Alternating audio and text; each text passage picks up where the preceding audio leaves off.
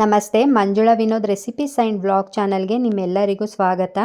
ಇದು ನನ್ನ ಮೊದಲನೇ ವ್ಲಾಗು. ಏನಿದು ರೆಸಿಪಿ ಚಾನಲಲ್ಲಿ ವ್ಲಾಗ್ ಚಾನಲ್ ಬರ್ತಿದೆಯಲ್ಲ ಅಂತ ಅಂದ್ಕೋಬೇಡಿ. ಹೌದು, ಇನ್ಮೇಲೆ ನಾನು ವ್ಲಾಗ್ ಚಾನಲ್ನ ಶುರು ಮಾಡೋಣ ಅಂತ ಅಂದ್ಕೊಂಡಿದ್ದೀನಿ. ಹಾಗಾದರೆ ನೀವು ರೆಸಿಪಿ ಚಾನಲ್ನ ಕ್ವಿಟ್ ಮಾಡಿಬಿಟ್ರೆ ರೆಸಿಪಿ ಚಾನಲ್ನ ಮಾಡಲ್ವಾ ಅಂತ ಕೇಳ್ಬೋದು.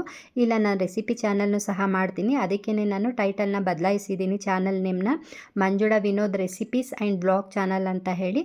ಇನ್ನು ಮುಂದೆ ವ್ಲಾಗಲ್ಲೇ ನಾನು ರೆಸಿಪಿನೂ ಸಹ ಆ್ಯಡ್ ಆಗುತ್ತೆ. ಇಲ್ಲ ಅಂತಂದರೆ ನಾನು ಯಾವುದೇ ರೆಸಿಪಿ ಮಾಡಿದ್ರೂ ಸಹ ಅದನ್ನು ಸಪ್ರೇಟ್ ವ್ಲಾಗ್ ಆಗಿ ನಾನು ರೆಸಿಪಿನ ಹಾಕ್ತೀನಿ. ವಿಡಿಯೋ ಎಲ್ಲ ಸ್ವಲ್ಪ ಹಳೆ ವಿಡಿಯೋ, ಯಾಕಂದರೆ ನಾನು ವ್ಲಾಗ್ ಮಾಡಬೇಕು ಅಂತ ಹೇಳಿ 1 ತಿಂಗಳಿಂದ ಅಂದ್ಕೊಂಡಿದ್ದೆ ನಾನು ವ್ಲಾಗ್ ಮಾಡೋಣ ಅಂತ. ಆದರೆ ಕೆಲವು ಸಮಸ್ಯೆ ಮತ್ತು ನಾನು ಹೆಲ್ತ್ ಇಶ್ಯೂ ಇದ್ದಿದ್ದರಿಂದ ನಾನು ವಿಡಿಯೋ ಮಾಡಿದ್ರೂ ಸಹ ವ್ಲಾಗ್ನ ಅಪ್ಲೋಡ್ ಮಾಡೋಕ್ಕೆ ಆಗಲಿಲ್ಲ. ನನ್ನ ಮಗನ ಕಾಲೇಜಿಗೆ ಅಡ್ಮಿಷನ್ ಮಾಡೋದು, ಯಾಕಂದರೆ ಅವ್ನು ರೆಸಿಡೆನ್ಷಿಯಲ್ ಕಾಲೇಜ್ ಸೇರಿರೋದ್ರಿಂದ ಸ್ವಲ್ಪ ದೂರ ಇದೆ, ಅಲ್ಲಿಗೆ ಹೋಗ್ಬಿಟ್ಟು ಬರೋದು, ಮತ್ತು ನನ್ನ ಮಗಳನ್ನ CET ನೀಟ್ ಎಕ್ಸಾಮ್ಗೆಲ್ಲ ಕರ್ಕೊಂಡು ಹೋಗೋದು ಮಾಡೋದು. ಹಾಗೆ ನನಗೆ ಹೆಲ್ತ್ ಇಶ್ಯೂ ಇತ್ತು ಅಂತ ಹೇಳಿದ್ನಲ್ಲ, ವೈರಲ್ ಫೀವರ್ ಆಗಿಬಿಟ್ಟಿತ್ತು. ನಾನು ಸುಧಾರಿಸ್ಕೊಳ್ಳೋದೆ ಒಂದು 15-20 ದಿನ ಆಯಿತು. ಈಗ ಎಲ್ಲ ಕೆಲಸಗಳನ್ನೂ ಮುಗಿಸಿ ಹಾಗೆ ನಾನು ಸ್ವಲ್ಪ ಹುಷಾರಾಗಿ ಸರಿ ವ್ಲಾಗ್ ಮಾಡೋಣ ಅಂತ ಹೇಳಿ ಡಿಸೈಡ್ ಆಗಿ ಮೈಂಡ್ ಫ್ರೀ ಮಾಡಿಕೊಂಡು ಇವಾಗ ಹಳೆ ವಿಡಿಯೋ ಆದರೂ ಪರವಾಗಿಲ್ಲ, ನಾನು ನಿಮ್ಮ ಜೊತೆ ಸ್ವಲ್ಪ ಮಾತಾಡ್ದಂಗೆ ಆಗುತ್ತೆ ಅಂತ ಹೇಳಿ ಈ ವಿಡಿಯೋನ ಅಪ್ಲೋಡ್ ಮಾಡ್ತಾಯಿದ್ದೀನಿ. ಈಗ ಮಧ್ಯಾಹ್ನ 12 ಗಂಟೆ. ಸ್ವಲ್ಪ ಡಿಮಾರ್ಟ್ ಕಡೆ ಹೋಗ್ಬಿಟ್ಟು ಬರೋಣ ಅಂತ ಹೇಳಿದ್ರು ನಮ್ಮ ಮನೆಯವರು.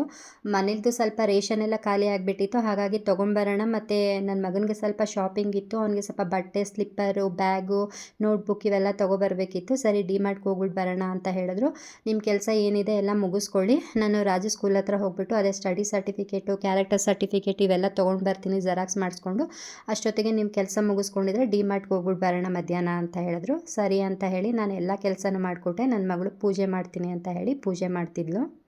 ಅಷ್ಟೊತ್ತಿಗೆ ಅವರು ಅಷ್ಟೇನೆ ಸ್ಕೂಲಿಂದ ಬಂದರು, ಎಲ್ಲ ಈಸ್ಕೊಂಡು ಹಾಗೆ ಎಲ್ಲ ನೋಡ್ತಾಯಿದ್ರು, ಸೆಟ್ ಮಾಡಿ ಇಡ್ತಾಯಿದ್ರು. ಕಾಲೇಜ್ ಕೊಡೋದಕ್ಕೆ ಬೇಕಲ್ಲ ಸ್ಟಡಿ ಸರ್ಟಿಫಿಕೇಟ್ ಎಲ್ಲ, ಜೆರಾಕ್ಸ್ ಎಲ್ಲ ಒಂದೊಂದು ಕಡೆ ಇಡ್ತಾಯಿದ್ರು. ಅಂದರೆ ಒಂದೊಂದು ಸೆಟ್ಟು, ಒಂದು 3 ಸೆಟ್ಟೇನೋ ಮಾಡಿದರು, ಅದನ್ನು ಒಂದೊಂದು ಕಡೆ ಎತ್ತಿಡ್ತಾಯಿದ್ರು. ಮಧ್ಯಾಹ್ನ ಊಟಕ್ಕೆ ಅಂತ ಏನೂ ಮಾಡಿರಲಿಲ್ಲ ಅಡುಗೆನ. ಮಧ್ಯಾಹ್ನ ಬರ್ತಾ ಅಲ್ಲಿಂದನೇ ಹೊರಗಡೆ ಏನಾದ್ರು ತಿನ್ಕೊಂಡು ಬರೋಣ ಅಂತ ಹೇಳಿದ್ರು, ಯಾಕಂದರೆ ಒಟ್ಟಿಗೆ ಎಲ್ಲರೂ ಇದ್ವಲ್ಲ, ಸರಿ ಹೊರಗಡೆನೇ ತಿನ್ಕೊಂಡು ಬರೋಣ ಅಂತ ಹೇಳಿದ್ರು. ಒಂದೊಂದು ಸಲ ಅನಿಸ್ಬಿಡ್ತಿದೆ, ಮಕ್ಕಳು ಇಷ್ಟೊಂದು ಬೇಗನೆ ದೊಡ್ಡವರಾಗ್ಬಿಟ್ರೆ, ಆಗಲೇ ಸ್ಕೂಲ್ ಲೈಫನ್ನ ಮುಗಿಸಿ ಕಾಲೇಜ್ ಲೈಫಿಗೆ ಹೋಗ್ತಾ ಇದ್ದಾರೆ ಅಂತ ಹೇಳಿ. ಒಂದು ಕಡೆ ಖುಷಿನೂ ಆಗುತ್ತೆ, ಒಂದು ಕಡೆ ಬೇಜಾರು ಆಗುತ್ತೆ.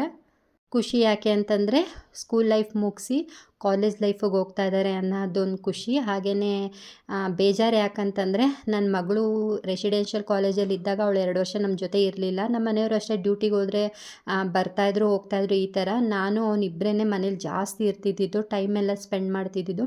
ಇವಾಗ ಅವನು ಸಹ ರೆಸಿಡೆನ್ಷಿಯಲ್ ಕಾಲೇಜ್ಗೆ ಹೊರಟೋಗ್ತಾನೆ. ಸ್ವಲ್ಪ ಬೇಜಾರು ಅಷ್ಟೇನೆ.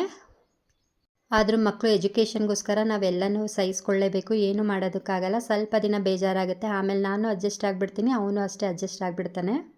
ಸರಿ, ಈಗ ಪೂಜೆ ಮುಗಿಸಿ ಡಿಮಾರ್ಟ್ ಕಡೆ ಹೊರಡ್ತಾ ಇದ್ದೀವಿ.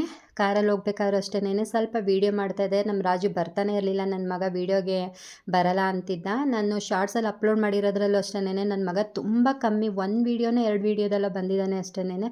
ನಾನು ಇಲ್ಲ ರಾಜು ಬಾ, ನಾವೆಲ್ಲ ಒಟ್ಟಿಗೆ ಇರೋದು ಮೆಮೊರಬಲ್ ಆಗಿರುತ್ತೆ ಅಂತ ಹೇಳಿ ವೀಡಿಯೋಗೆ ಕರಿತಾ ಇದ್ದೆ.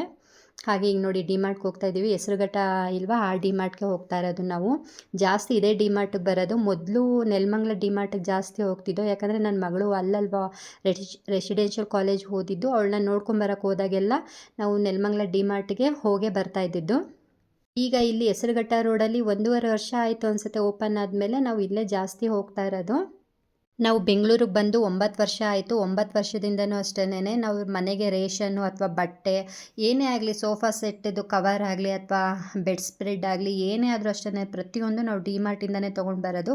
ಏನೋ ಅಲ್ಲಿಂದ ತಂದರೆ ಒಂದು ಸ್ಯಾಟಿಸ್ಫ್ಯಾಕ್ಷನ್, ನಮಗೆ ಒಂದು ತೃಪ್ತಿ ಇರುತ್ತೆ. ಹಾಗಾಗಿ ನಾವು ಡಿಮಾರ್ಟಿಂದನೇ ತೊಗೊಂಡು ಬರ್ತೀವಿ ಪ್ರತಿಯೊಂದು ದಿನಸಿ ಐಟಮ್ಸು ಅಥವಾ ಮನೆಗೆ ಬೇಕಾಗಿರೋ ಏನೇ ವಸ್ತು ಆದರೂ ಅಷ್ಟೇನೆ. ಸರಿ, ಇವಾಗ ಡಿಮಾರ್ಟದು ಶಾಪಿಂಗ್ ಎಲ್ಲ ಮುಗೀತು. ಡಿಮಾರ್ಟಲ್ಲಿ ವೀಡಿಯೋ ಮಾಡೋದಕ್ಕೆ ಅಲೋ ಇಲ್ಲ ಅಲ್ವಾ, ಆದ್ದರಿಂದ ನಾನು ಜಾಸ್ತಿ ವೀಡಿಯೋ ಮಾಡಿಲ್ಲ. ಸ್ವಲ್ಪ ಮಾಡಿರೋದೆಲ್ಲನೂ ಕದ್ದು ಮುಚ್ಚಿ ಮಾಡಿರೋ ಅಷ್ಟೇ ವೀಡಿಯೋ ಎಲ್ಲ.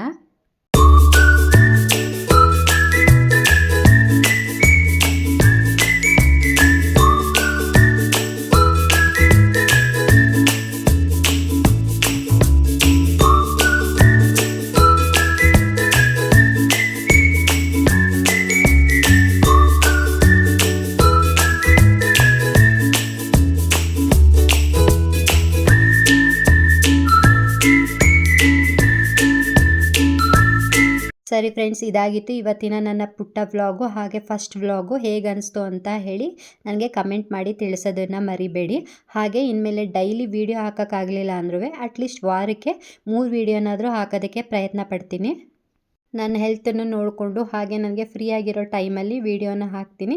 ಐ ಹೋಪ್ ನಿಮಗೆ ನನ್ನ ವೀಡಿಯೋ ಏನಾದ್ರು ಇಷ್ಟ ಆಗಿದೆ ಲೈಕ್ ಕೊಡೋದನ್ನು ಮರಿಬೇಡಿ. ಹಾಗೆ ಶೇರ್ ಮಾಡಿ, ಸಬ್ಸ್ಕ್ರೈಬ್ ಮಾಡ್ಕೊಂಡು ನೋಡಿ.